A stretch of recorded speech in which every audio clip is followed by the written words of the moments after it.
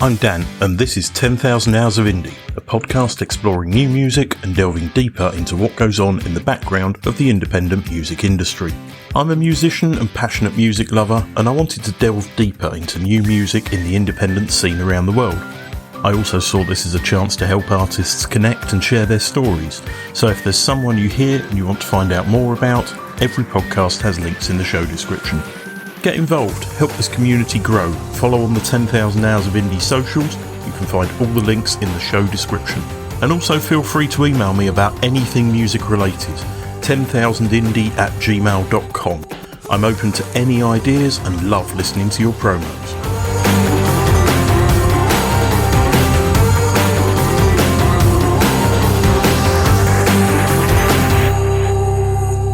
Rise Carmine, real name Liam Colbert, is a Toronto-based multi-instrumentalist and psych-rock artist. The Toronto Guardian has said he takes pride in his eclectic songwriting, delivering hard rock riffiness and psychedelic synth-driven bliss on the same record. I would agree. The 12th of November sees the release of the EP Come In Closer. So let's delve in. Welcome, Liam, another Canadian artist on the podcast. Thanks for having me. So I want to start by asking what you listen to, because you really encompass so many genres and styles in your music. I need to understand where it comes from. I listen to all kinds of stuff. When I was younger, I was very much like a strict 70s rock head, kind of snobbish about it too. And then, I turned 18, I guess, and I realized that it's a stupid way of living life. But I was like super into 70s rock. I was like a big Rush head because they're, Canadian legends. And got back together as well. And yeah, exactly. I'm excited to see what happens with the new drummer. And bands like Zeppelin and Thin Lizzy and stuff like that.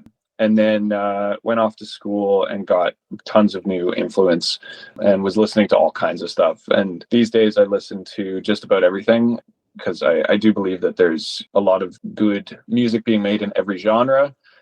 Even though there are some genres that I like a lot more than others. Yeah, anything from like psych-rock to R&B to dance music. I don't think there's anything that's like weird enough that would like weird me out, because I just I like listening to everything. That's a good way to be. So you've previously released under the moniker Patio Hawk. Why the name change?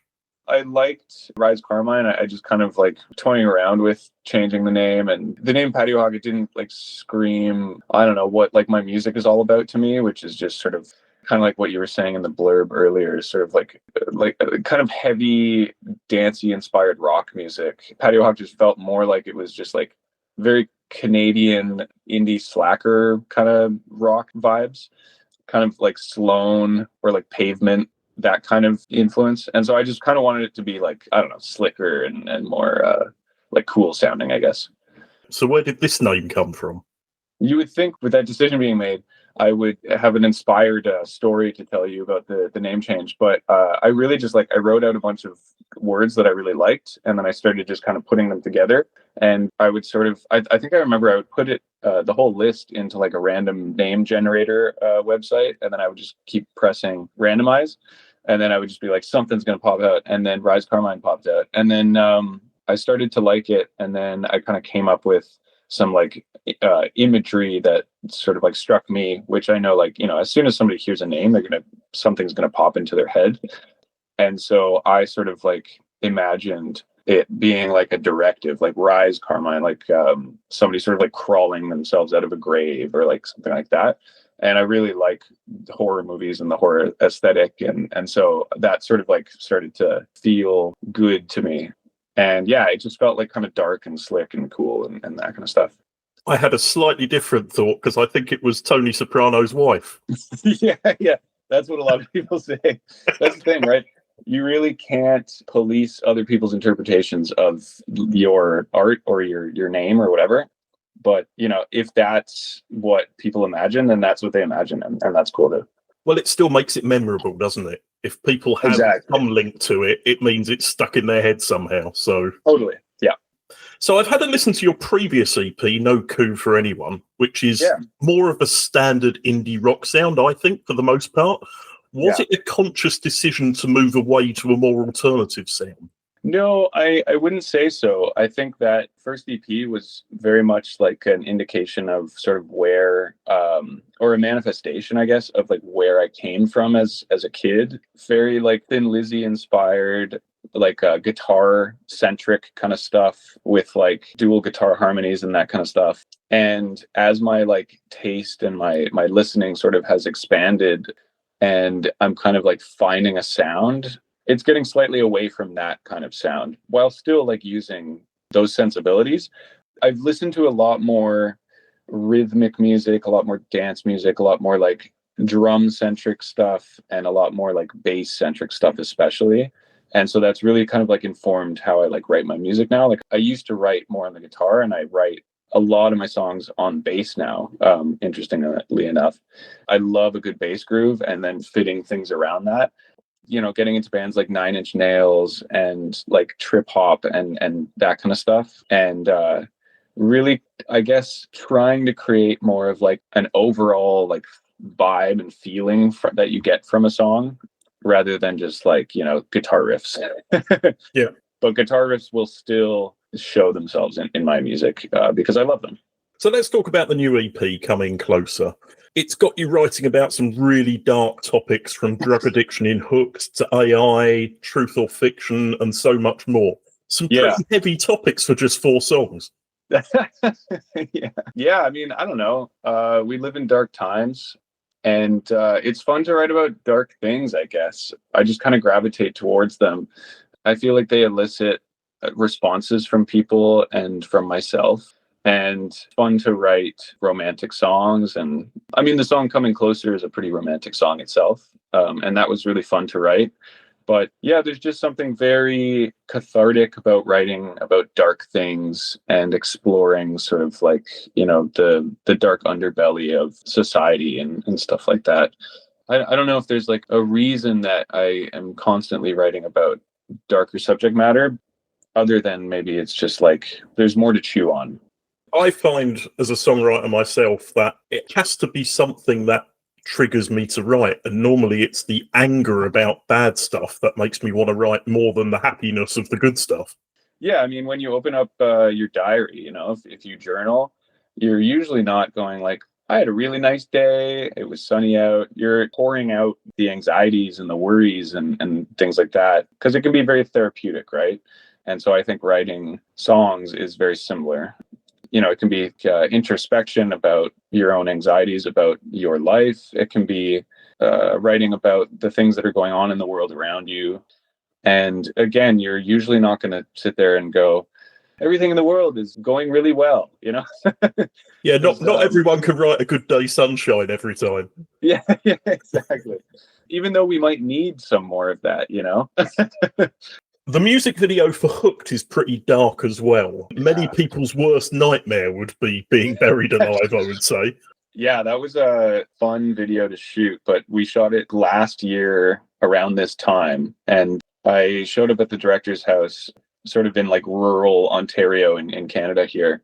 And they had like an excavator in the backyard because they just had some family friends that were heavy machine operators.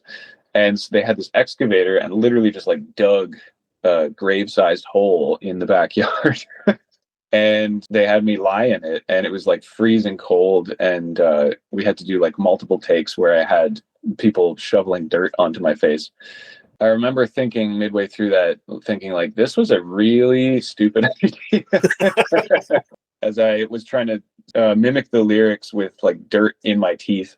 But I think the video turned out pretty well. The video looks amazing, yeah. And especially with it being in black and white as well, it really creates an effect, I think.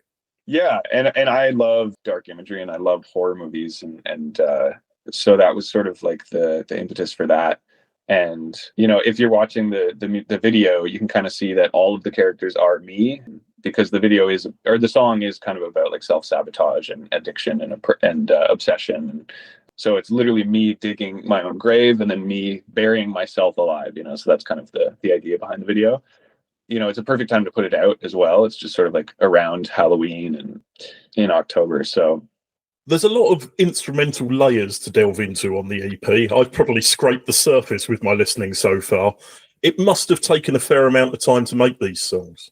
Yeah, definitely. Probably too long. It's definitely like a bit of a labor of love, and also trying to figure out when to peel back the layers, when they need to be added, when they don't need to be added. Sometimes you can sort of obsess over songs for a little bit too long and kind of continue to sort of tinker and put layers on. But I think at the end of the day, like the skill comes in sort of like understanding when to continue to like build a song up into a climax, and when to just let the song breathe and be what it is. And I think that's something that I've been really trying to master over the years, is just like figuring out how to build up momentum and then, have it release, and then build it back up and have it release while not overbearing the listener. And so hopefully that comes across in these songs and in future songs that I do. But I love layered music, and I think there's a big like listenership of people that also do. So I'm, aiming my music at those people. Do you generally, as soon as you start writing something, know what you want it to sound like, or do you develop that as you go? A little bit of both. A lot of songs will just sort of develop in my head, and I'll kind of hear sort of where I want things, when I want the drums to come in, what the bass sounds like, what the vocal harmonies when they're coming in, and how they're being layered. And I'll just kind of like work on something in my head if I'm not at home or at an instrument. But oftentimes some of the best things happen just like in the moment when you're not thinking about what it should sound like, and you just try something out. If you get like a drum groove going, and you're just sort of like listening, bobbing your head, and then you just pick up the bass and you just try something out, often some magic can happen that way. But yeah, I'll often like come up with a small idea, either out and about while I'm like just, going about my life. Something will pop into my head, and then I'll just kind of work on it as I go about my day. Or I'll work on something intentionally at home, and I'll get like a nugget of an idea, and then I'll walk around and work on that in my head and just kind of like chip away at it. And then sometimes, and often, the most simple songs and the best songs kind of just like in 15 minutes while you're like sitting at your desk or wherever you record, they just kind of pop out, and all of the instruments just kind of get placed exactly where they should be on like the first try, But yeah, every song is different. I know tons of people work in different ways, and sometimes songs pop out and sometimes they take a while, but I don't think either one of those is like has more merit than the other. With this, you've already released 3 tracks of the 4-track EP. Yeah. I don't know where this question was going, because that's what I wrote down. It's almost like you're releasing a 4th single, and that just sort of compiles what's there. Is that the idea behind it? Yeah, pretty much. The music industry is it's a funny sort of like fickle thing these days, where the idea of a single has sort of completely morphed into something that is unrecognizable from what it was decades ago. At this point, it's really just about like releasing things, right? And keeping consistency in your releases. And whether you agree with that approach or not, it's sort of just like, as an up and coming artist and somebody who's trying to like gain an audience at this point, it does seem to be the way to go, to just kind of like continuously release things and not worry about like how they're packaged. With that said, though, like I'm a huge albums guy. That's how I listen to music. I don't really have 70s rock thing, though, isn't it? Yeah, I love albums, and I pore over albums myself, and that's how I like to record music, and that's how I like to listen to music as well. So I do want to be putting out bodies of work. A lot of independent and up and coming artists these days are sort of understanding that to keep engaging listeners, I guess, just releasing song by song can often, bear fruit. This is your first release with Paperbag Records. How has that working relationship been? Yeah, it's been great. We're just sort of getting started. I played their like showcase at Pop Montreal, if you're familiar with the festival here in Canada, last month. And we announced the signing a couple months ago and have just been sort of like getting rolling. So so far it's been really good. And yeah, we're just kind of like looking forward to the EP release show for this EP in November, and then beyond, like into 2026, as we sort of like gear up for this full album release. So the EP cover art, for want of a better description, is quite lo-fi, which I like. Yeah. What was the idea behind that and who's responsible? That was this venue in Toronto called the Monarch Tavern, which is sort of just like it's a bit of an institution for, you know, independent rock musicians in Toronto. It's like about 120 to, well, it's a bit contested at this point, but it's anywhere from 120 to 200 capacity room. So, you know, a smallish sized room, sort of in the west side of downtown Toronto, and it's like a beloved venue, and you know, everybody plays there. But that was the first show back from COVID, actually, that we played. And if you look closely, you can actually see somebody with like a mask dangling from their ear. So that was just like a photo that a friend of mine took on like a disposable camera. And I really liked it because there's sort of these pillars that are sort of in front of the bar. And they kind of, with the light that's coming from the bar and the just the quality of the camera, they kind of look like an overpass just going right through this venue. And I just thought that was a really cool kind of imagery. But it also kind of went with the title of the EP, which is Coming Closer. When you're at a show, you're just like, you know, let's all like come in closer and like please like lend your ear and listen to this band, listen to this music, come in and like join the community and you know, that kind of stuff. I also noticed that your artist name isn't on any of the covers. Is that a conscious thing? It will be on like the EP, like when it gets shipped for like vinyl or CDs or anything like that. We'll make sure to have it on there. But in terms of like the digital releases, because like, you know, the cover is sort of, it lives on like the Spotify page or the Apple Music page or wherever. I really like sort of a clean look, and you know, it's obviously like not hard to see that it's a release by this band. So I'm not too worried about that. But anything physical, yeah, I would want to make sure that the band name is on there. Some of the coolest like records that I can't think of right now, but they just like don't have anything on them. And I just find that so intriguing, you know? Onto your internet presence, which I've had a good delve into. I notice you haven't updated your Facebook page since February last year. Yeah. Not a big Facebook fan then. I guess not. No. Facebook's a funny one. I don't know. I guess I could go update that, but it just feels like a bit of a graveyard these days. I don't know. Do you use Facebook a lot? I'm old. I use Facebook. Yeah. Anybody over 38-ish is still using Facebook. Yeah, fair enough. So maybe I should go and update it. So also scrolling through various things, 52 Factorial seems to be your deepest thought. That interview that I did at Pop Montreal, right? It's I find it fascinating. I find it pretty like unbelievable every time I think about it. Every time I like go to a new place, a place I've never been to before, and I just do like a 360 view, and I think of like all of the atoms that make up all of the materials around me, and it reminds me that like a 52 card deck can be ordered in so many ways that it is more than the atoms on Earth. And I just go like, what the hell does that even mean? It's an everyday thing for me now. It truly like boggles the mind. There's a song in there somewhere. Totally. Yeah. And also, you were in your school choir and you sung for Pope John Paul II.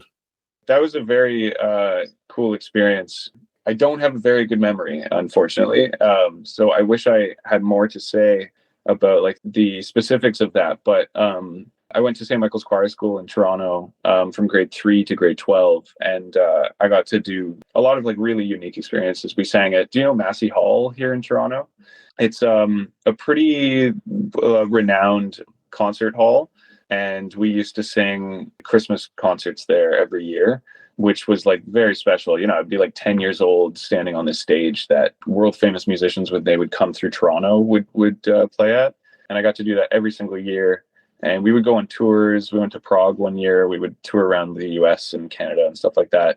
Yeah. And then we got to sing for the Pope. I believe he was visiting Canada, and they were holding, I don't want to call it a rally, but some kind of ceremony where he was officiating. And we were the choir that sang there. So that was pretty amazing. I didn't get to meet him or shake his hand, but it was pretty special. So you have a few live clips of shows on Instagram recently. How much do you have to adapt your sound when you play live? It can be a little tough to figure out how to get the music across in a live setting, but I have like a band of like super talented guys that I play with. And my guitar player, Joel, he recently started kind of doing like a Johnny Greenwood thing where he's playing guitar and synth. And so he has like both kind of at the ready. And so anytime we need a synth layer going on, he'll turn to his keys and he'll kind of, add that. And then when we need a second guitar, he has his guitar like on him the whole time. So there's lots of just kind of discussion about, what part is like the key part in this specific part of the song. Is there a key part that needs to sort of like come out, and then we figure out how to make that happen, like lots of just like juggling in the rehearsal room of like what to play when. My band is so talented that it's never usually an issue. In the past, you've been the support act for the Mysterines, the Amazons, We Are Scientists, and Cassador. How much do you learn about yourself when you have to warm up someone else's crowd? It can be a little daunting, right? Having to play in front of a crowd of people that don't necessarily know who you are, or they just want you to get off the stage so they can see the band that they came for. But yeah, you definitely learn a lot about your place in that moment. And you understand that like you are there to entertain, but you're also there to get people on your side. And you realize that you really need to kind of like open up and allow people to kind of come into your world. You end up being a lot more like vulnerable, right? Or at least you should be if you want the audience to kind of like join your side. It's definitely like an interesting position to be in, but I find to be successful in that position, you have to just like play your ass off, but you just need to like let the audience know that you want them to kind of like enter your world, and to do that, you got to really like open up and let them in. You played a show a couple of weeks ago, and you've got an upcoming show the day after release. How did that show go? I assume that was the first time you played the EP in its entirety.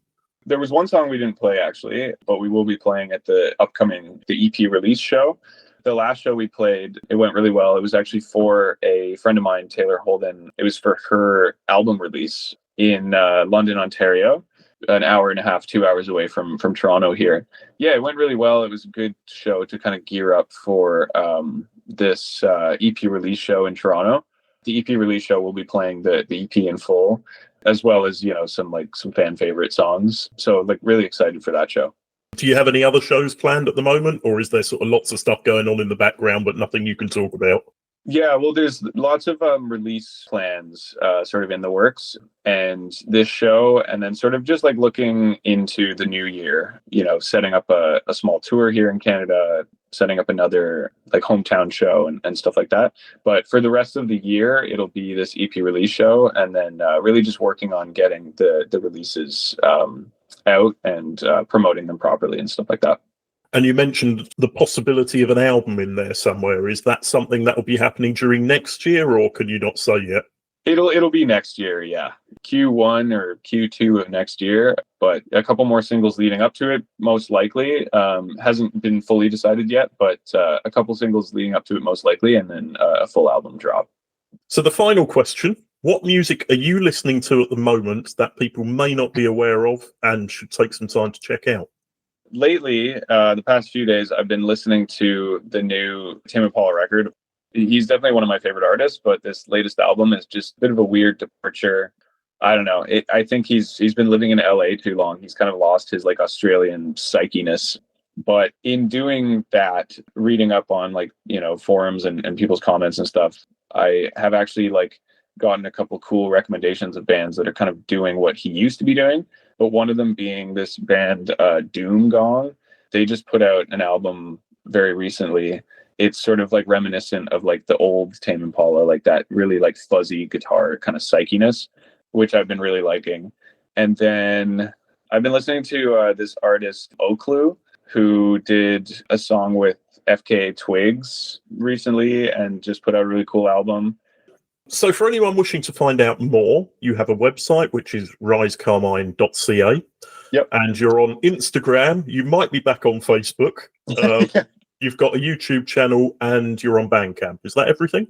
TikTok as well, obviously, and then all of the DSP platforms where you listen to your music.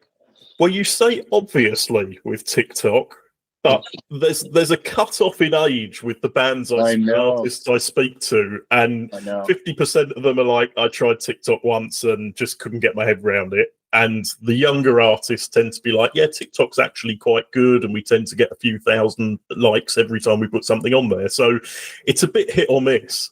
Yeah, you know what it is? I think when you kind of just like step away and look at what TikTok is, like it's a free advertising machine.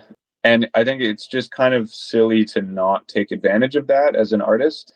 I can't think of very many artists that I know and musicians and creatives who really enjoy posting on TikTok, but I can't think of many artists who really enjoy putting up ads or like putting up billboards or anything like that. But they do it because they know that, you know, to get people interested in their music, doing like fairly cheap methods of marketing, aka, you know, printing up a bunch of posters and putting them around the city that you live in, is a good idea. And in the same way, TikTok is just a good idea. And TikTok is completely free. You can put unlimited posters, if you want to think of them like that, every single day. And sometimes they can really hit, and you get a bunch of people listening to your music, you know? So it's like, I would be lying if I said it was the most enjoyable part of any of my days. Yeah.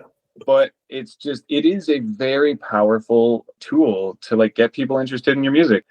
Well, Liam, thanks for joining me on the pod, and I hope the EP does really well, and I very much look forward to the album when it comes out. Hopefully you'll be available for another chat when it's here.